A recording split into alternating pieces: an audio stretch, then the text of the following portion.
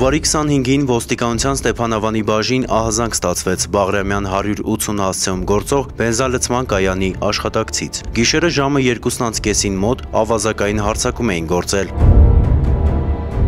Եղել եմ ստեղ պարկած, լուսամուտը թաքել են,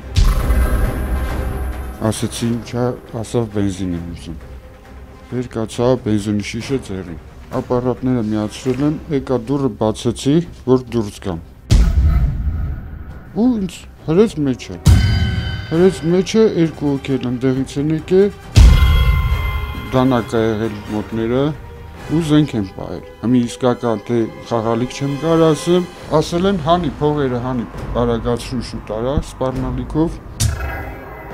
Հանել եմ ես, տվել եմ պահարանի, մետաղյա պահարանի բանալին, ասել եմ ես բանալին հենել սեֆը։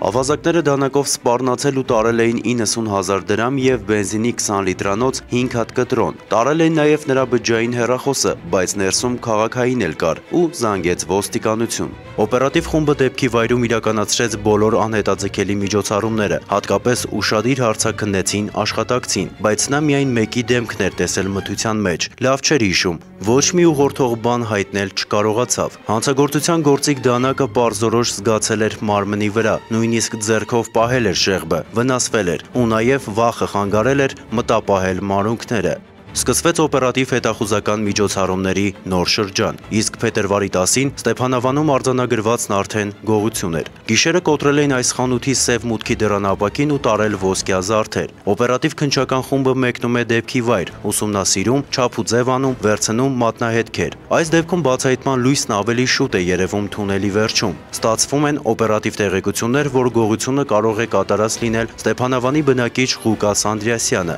Հետագա միջոցառումներից պարզ դառնում, որ նրան բերելու համար Ստեփանավանի ոստիկանները պետք է համագործակցեն մայրաքաղաքի Էրեբունու բաժնի գործընկերների հետ։ Փետրվարի 17-ին Անդրեասյանը հայտնաբերվում է ու բերման է ենթարկվում Էրեբունու բաժին, որտեղից էլ տեղափոխվում է Ստեփանավան։ Ստեփանավանի բաժնում, սակայն, մինչև կլուծվեր նրա իրավական կարգավիճակի հարցը, Անդրեասյանը խնդրում է իրեն տեղափոխել զուգարան, բնական կարիքները հոգալու։ Զուգարանը շենքի բակում է, առանձին շինություն, ու զուգարանից վերադառնալու պահին մթության քողի տակ կասկածյալը հանկարծ պոկվում ու զոռ է տալիս ոտքերին, դրանով իսկ խորացնելով իր վերաբերյալ եղած կասկածները։ Հեռու փախչել չէր կարող, բայց այնուամենայնիվ ձեռնարկվում են հատուկ միջոցներ նրան հայտնաբերելու համար։ Մոտ 15 ժամ անց արդեն հայտնի է դառնում, թե որ տանն է թաքնվել Անդրեասյանը։ Ոստիկանները շրջապատում են տունը։ Դարպասը փակ էր, և նրանց մի մասը պարսպի վրայից թռչելով անցնում է տան բակ։ Պարիսպը բարձր էր, մոտ 2,5 մետր, և ոստիկանության Լոռու մարզի քննչական բաժնի պետ Կարեն Հակոբյանի վայրեջքը փափուկ չի ստացվում։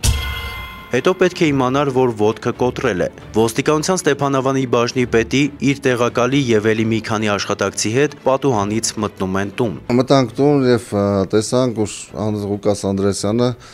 ձեռքին դանակ կար, որ պահել էր իր կրծքավանդակի շրջանը, մամուր սեղմել էր և բղավում էր, մոտենալու դեպքում, իրեն բռնելու դեպքում կվնասի, կսպանի ինքը իրեն։ Այդ ժամանակ փորձեցինք համոզելով, բացասական աշխատանքներ տանելով, բացատրելով, որ դրանով հարցի լուծում չի լինի։ Այդ տասկով զգալով, որ իր հետ ընդհանուր առանձնազրույց պետք է կատարվի, մյուս աշխատակիցներին դուրս հրավիրեցի սենյակից, որպեսզի հնարավոր լիներ կոնտակտի մեջ մտնել։ Ոտքի չթուլացող ցավը չխանգարեց, որ կարողանա համաձայնության եզրեր գտնել։ Ի վերջո Անդրեասյանը գցում է դանակը։ Եկած ճանապարհով պատուհանով դուրս են գալիս տնից, պարսպի վրայով դուրս են գալիս տանբակից և մեքենայով գնում բաժին։ Բայց ճանապարհին նոր փորձություն էր սպասում ոստիկաններին։ Նկատում են, որ կասկածյալը բերանում ինչ-որ բան է լմլմացնում։ Փորձառու իրավապահները հասկանում են, որ դա բոլորովին էլ ծամոն չի։ Հասնելով ոստիկանության Ստեփանավանի բաժնի բակ, խնդրեցի կրկին ոստիկանները չմիջամտեն, բաժնի պետ Աղոմյանին և քննչական բաժնի պետ Տեղակալոսյանին խնդրեցի, որպեսզի ավտոմեքենայից իջնեն։ Նրա հետ, քանի որ առանձնազրույց ունենալը ավելի արդյունավետ էր, մնալով մենակ Ղուկաս Անդրեասյանի հետ, հոգեբանական մեթոդներ կիրառելու արդյունքում հասա նրան, որ Ղուկաս Անդրեասյանը իր բերանից հանեց սրիչը և ավտոմեքենայի դուռը բացեց, դեն նետեց, որից հետո Ղուկաս Անդրեասյանը ձերբակալվեց, ինձ էլ տարան հիվանդանոց։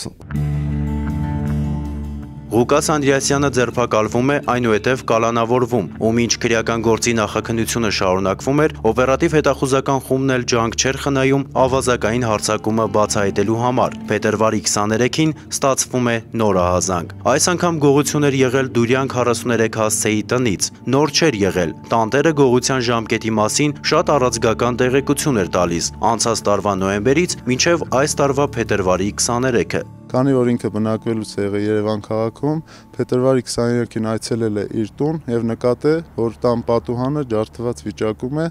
եւ տանից կատարվել է գողություն։ Ձեռնարկված միջոցառումների շնորհիվ պարզվում է, որ գողությունը կատարել են Ստեփանավանի բնակիչներ Ղուկաս Անդրեասյանը, Լևոն Չոբանյանն ու Սասուն Դուվենջյանը։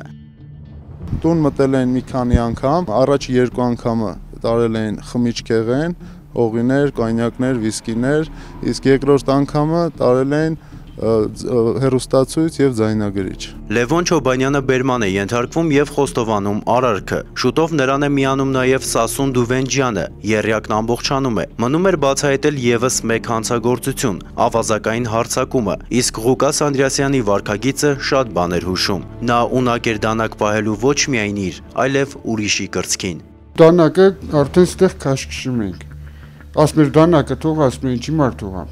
Ասում էր քեզ ասում եմ թող։ Ես էլ ասի չեմ թողում։ Թե վախեմ ես որ խփեմ, ասի հա վախեմ եմ։